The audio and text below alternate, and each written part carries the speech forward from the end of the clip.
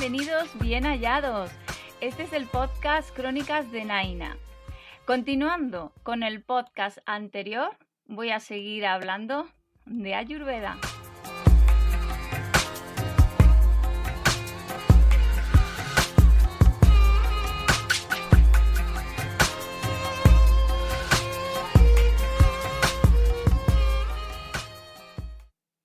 Primero voy a definir lo que es Ayurveda, porque en el podcast anterior entré directamente en materia sin ponerte en situación y puede que sea una palabra nueva para ti.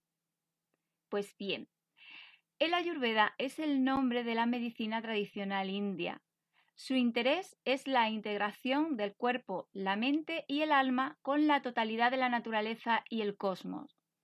Etimológicamente, Ayur proviene de Ayush, que significa vida, y Veda es conocimiento. La traducción sería el conocimiento de la vida. Se le atribuye un origen divino, puesto que su fuente son los Vedas, y los Vedas eran estudiados por los rishis.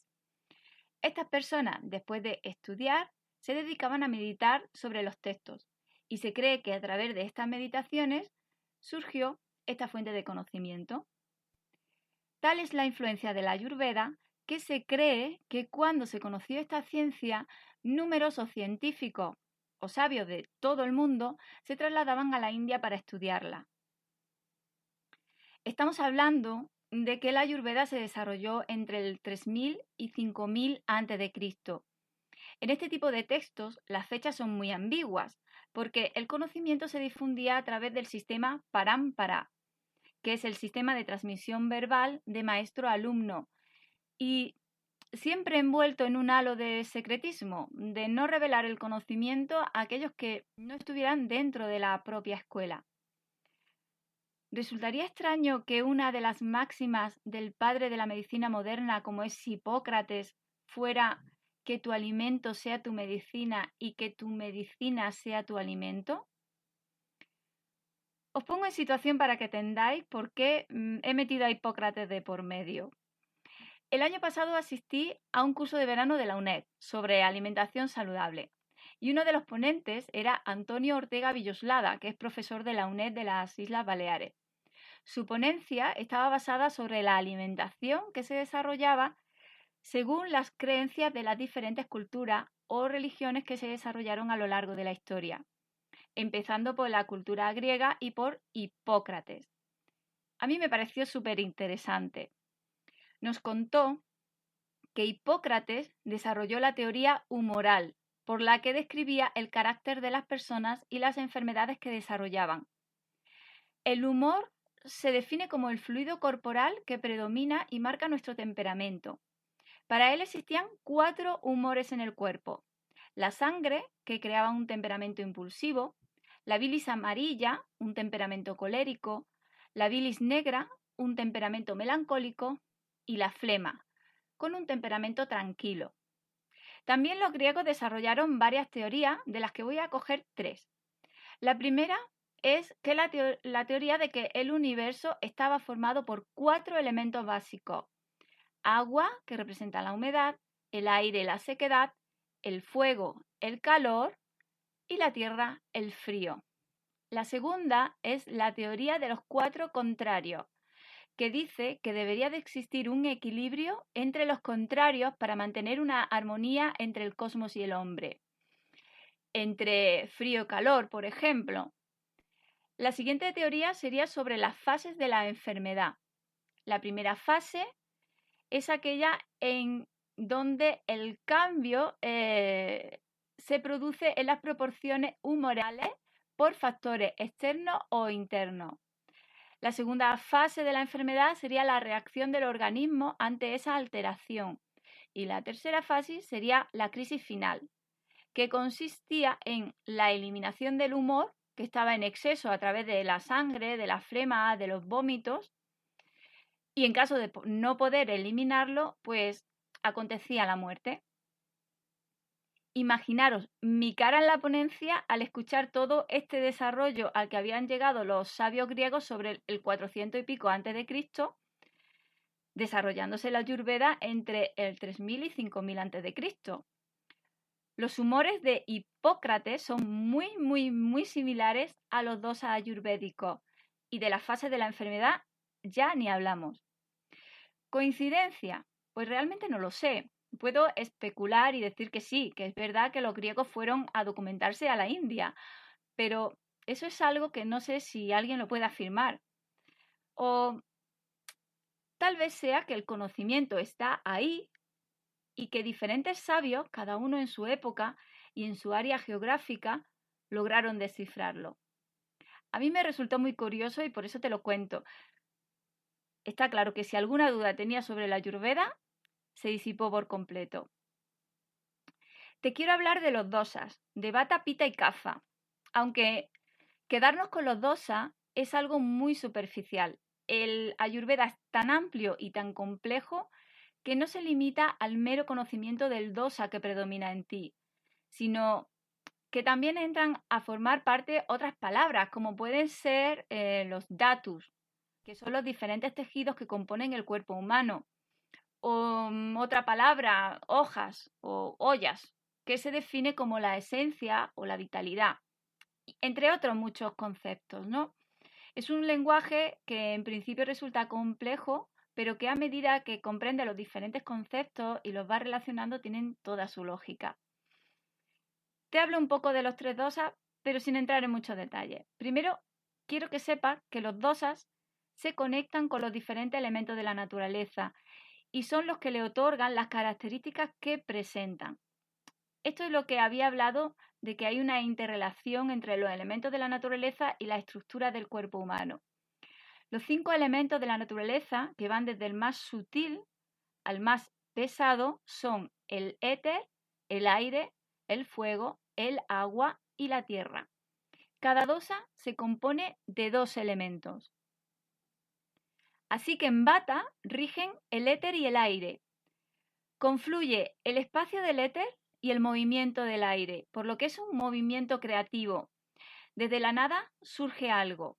Es esa primera chispa que impulsa la fuerza vital, el prana, ¿no? Ese espacio y movimiento se relaciona con los procesos mentales y con aquellos órganos del cuerpo donde existen espacios, como los huesos o las articulaciones. Vata reside en el colon. Observar dónde reside cada dosa es importante para estudiar su desequilibrio y los posteriores tratamientos.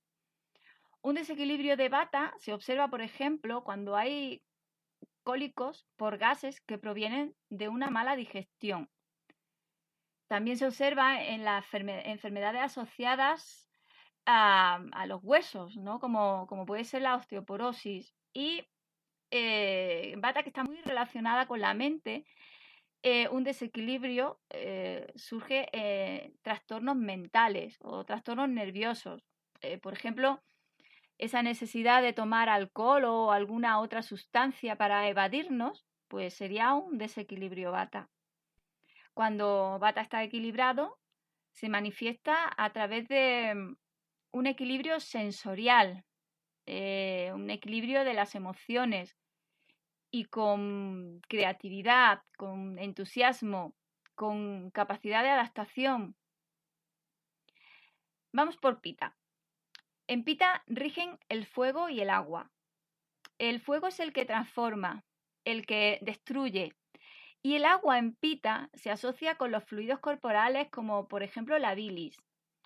Entonces, se define como lo que digiere las cosas.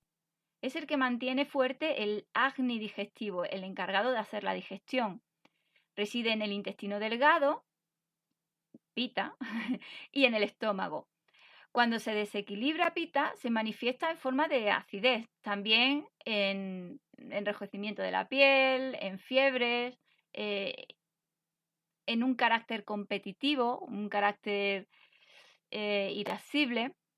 Cuando Pita está equilibrado, nos va a proporcionar una buena digestión de todo lo que se asimila en nuestro organismo, ya sea el alimento hasta todo lo que se percibe por el resto de los sentidos.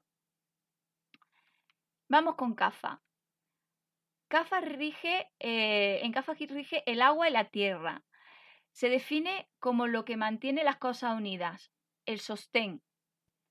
Kapha está ubicado en el pecho, en la garganta y la cabeza, donde se encuentran las mucosas.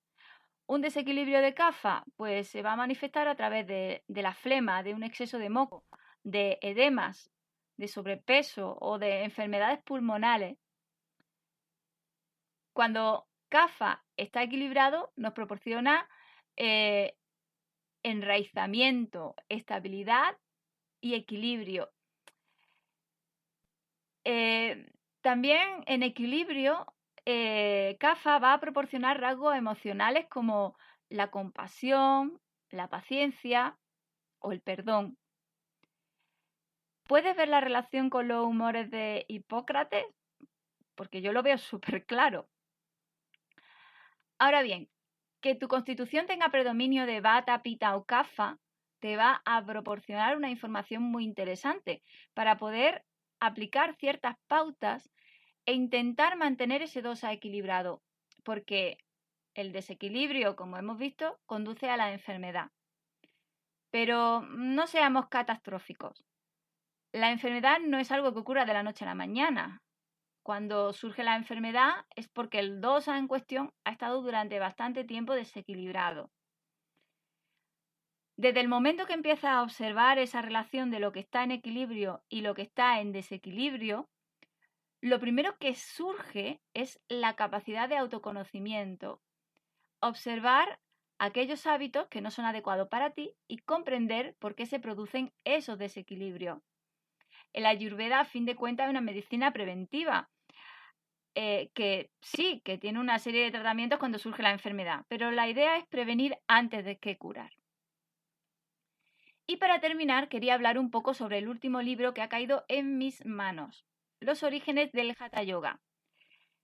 Es un libro de 400 y pico páginas que contiene el Hatha Yoga Pradipika, el Yeranda Samhita y el Goraksha Sataka. Son 3 textos clásicos del yoga traducidos por Alicia Souto. Esta mujer tiene numerosos títulos, es profesora de literatura de la India y de literatura y filosofía del yoga. También es miembro de numerosas organizaciones, es experta en sánscrito y en yoga y la primera persona en traducir estos 3 textos básicos del Hatha Yoga.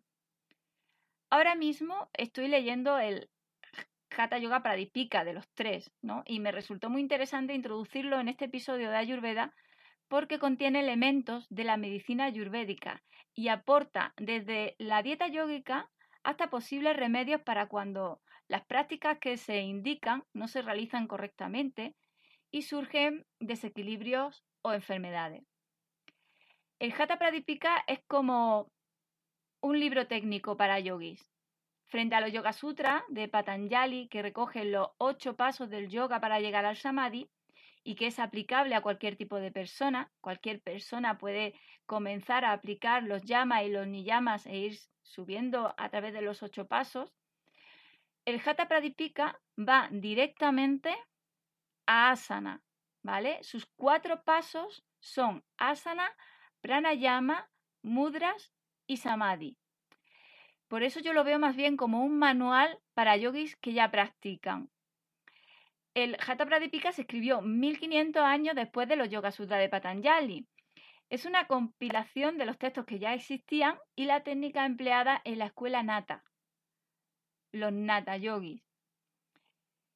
Empieza directamente con asana porque se supone que los yamas y los niyamas ya están integrados a fuego en el alumno. Además de los 4 pasos descritos en 4 capítulos, el texto incluye un capítulo adicional dedicado al tratamiento de las enfermedades que pueden aparecer cuando las prácticas yógicas se realizan incorrectamente, como hemos dicho, con tratamientos basados en el Ayurveda. Si eres yogi practicante, pues es un gran manual a tener en cuenta.